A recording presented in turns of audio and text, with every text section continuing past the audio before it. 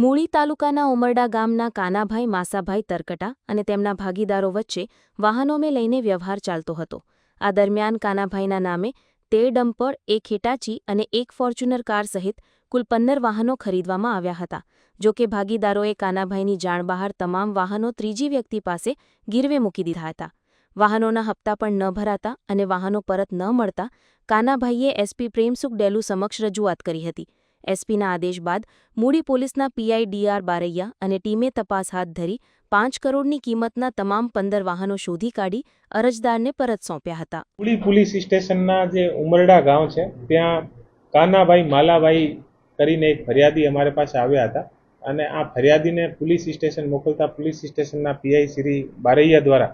બહુ સરસ કામગીરી કરવામાં આવેલી છે અને એ જે કાનાભાઈ જે ફરિયાદી હતા આ ફરિયાદીને બોલાવીને ફુસલાવીને અને વ્યાજ બટાના ચક્કરમાં આના જે ટોટલ આના નામથી અલગ અલગ 13 ડમ્પર, 1 હિટાચી મશીન અને 1 ફોર્ચ્યુનર ગાડી બેંકથી કઢાવી લીધી અને કઢાવ્યા પછી અલગ અલગ લોકોને પાસે ગીરવી મૂકી દીધી અને આ લોકોની ના કોઈ કિસ્ત ભરતા અને ના કોઈ બીજાને આ લોકોને પરત આપતા અને આ લોકોને વારંવાર ધમકાવતા અને તો પોલીસ પાસે આવ્યા પછી પીઆઈ શ્રી દ્વારા બહુ સારી રીતે કામગીરી કરીને અને અત્યારે 13 ડમ્પર,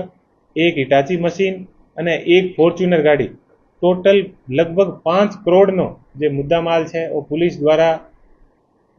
ગણતરીના કલાકોમાં પરત કરવામાં આવ્યો છે અને આ બદલ હું જે તમામ પોલીસ સ્ટેશનનો જે મૂળી પોલીસ સ્ટેશનનો જે સ્ટાફ છે આને હું ખૂબ બધાઈ આપું છું અને એએસપી શ્રી અને સંબંધિત જે ડીવાયએસપી શ્રી છે આને પણ હું બધાઈ આપું છું અને એલસીબી અને એસઓજીની ટીમને પણ હું બધાઈ આપું છું કે ઝડપથી કામગીરી કરીને અને 5 કરોડનો જે મુદ્દામાલ છે